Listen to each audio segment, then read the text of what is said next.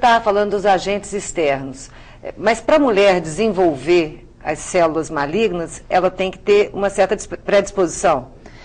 Olha, além dos agentes externos? É lógico que... Quais são os fatores de risco? É lógico que a gente precisa de um ambiente, né? Para se ter o câncer, é lógico que tem que ter um ambiente. E a predisposição genética ao câncer de mama, ela existe, 5 a 10% das mulheres têm.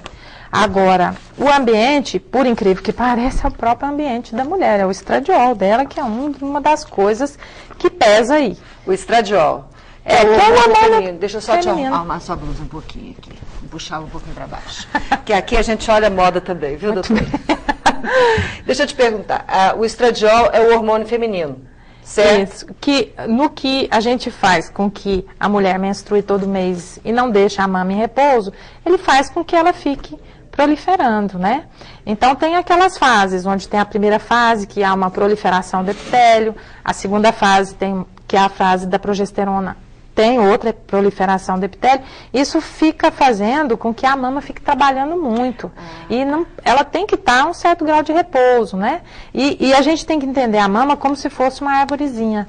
Quando a gente gesta, quando a gente está pronto para amamentar, é como se a árvorezinha chegasse até os frutos. Então ela se diferenciou.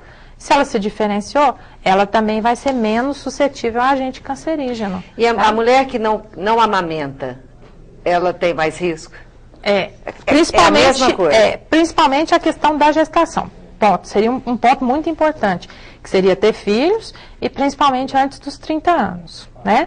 Porque existe o que a gente chama de janela de risco, que é a janela entre a primeira menstruação e o primeiro filho. Você, nesse pedaço, você fica exposto mais ao agente cancerígeno, mais suscetível. Né? Então, se a pessoa, por exemplo, tem uma menstruação aos 13, 14 anos e tem um filho aos 35, a sua janela para entrar em contato com o agente cancerígeno ficou muito grande. E aí, se você tem, por exemplo, a primeira menstruação com 13, mas tem um filho aos 15, essa janela para entrar em contato com o agente cancerígeno é muito pequena. Mas a realidade hoje é essa. As mulheres têm filhos cada vez mais tarde, em função da profissão, em função do tipo de vida do mundo moderno, né? Uhum. E mesmo tendo essa janela grande, ela ainda toma pílula anticoncepcional e ela está muito mais exposta aos agentes externos mesmo, do tipo, se ela é sedentária, se ela bebe mais de uma dose de bebida alcoólica por dia, estou errado? Não, tá certo. Quais são os fatores externos? Bom, se a gente pensar em ambiente, né, você já disse, o álcool entra, né? O anticoncepcional, ele é discutível, mas até porque hoje as dosagens são menores do que antigamente, então é discutível. Mesmo quando ela toma muitos anos? Na verdade, se a gente entrar num site de pesquisa de câncer, você vai ver ele lá como agente cancerígeno, mas a gente sabe que não é bem por aí, porque os trabalhos eram muito feitos em cima dos anticoncepcionais antigos, que eram altas dosagens.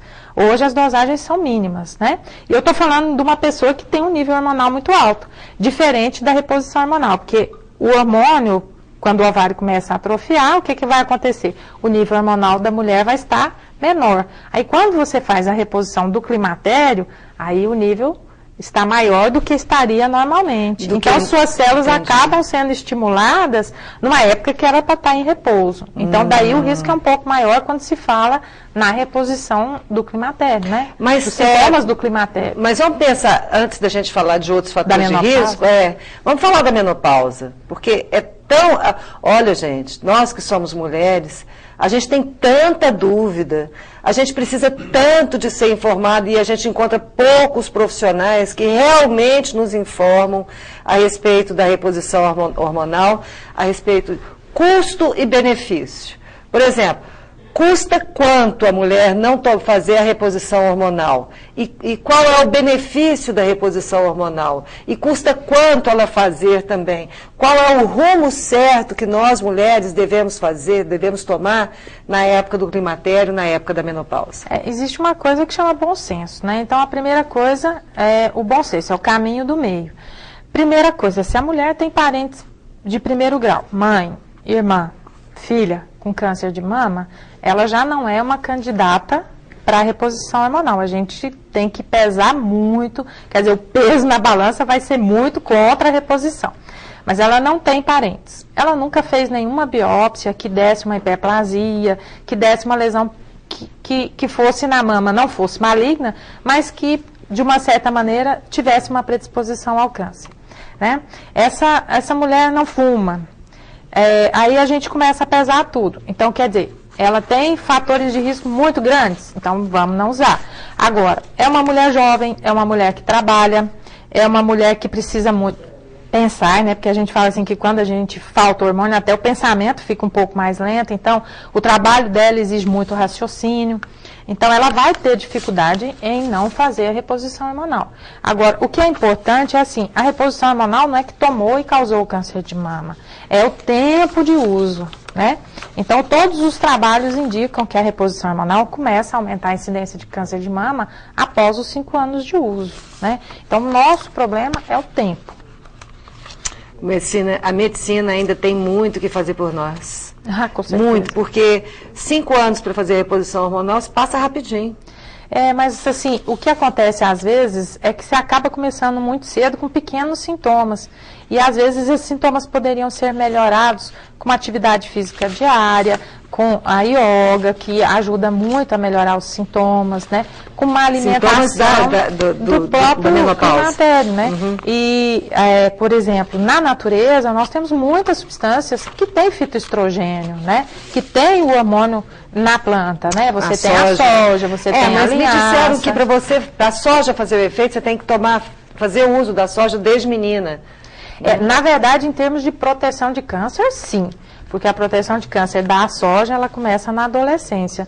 Mas em termos de ter a melhora dos sintomas, você consegue, né? É porque o que acontece muito? A mulher quer fazer reposição hormonal, mas ela fuma, ela bebe, ela tem uma vida, não dorme direito, né? Então ela vai dormir muito tarde, acorda muito cedo. Então já começou errado. Então assim, a gente fica atribuindo muito a uma pílulazinha, né? E coisas que a gente poderia mudar. Na verdade, a gente tem que começar lá do comecinho, né? Uma melhor qualidade de vida, melhor qualidade de sono, alimentação. Hoje o alimento é ruim, a gente sabe que a gente não tem uma alimentação adequada, é o tal do fast food, né?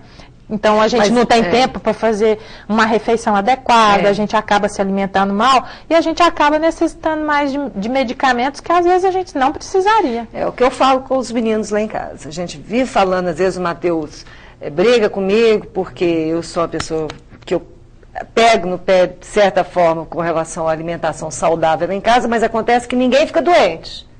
Para você ver o tanto que a alimentação é um fator importante na vida da gente. Então, daqui a pouco nós vamos falar sobre alguns outros fatores de risco que também eu acho que merecem aqui que a gente discuta. E vamos falar do tratamento também, o que pode ser feito. Porque se você não começou a se cuidar quando você era menina, não quer dizer que você não possa começar a se cuidar agora. Né? Qualquer tempo que você começa a se cuidar já é válido, já ajuda. Já te dá saúde, já te melhora a saúde. Então a gente vai falar sobre isso daqui a pouco.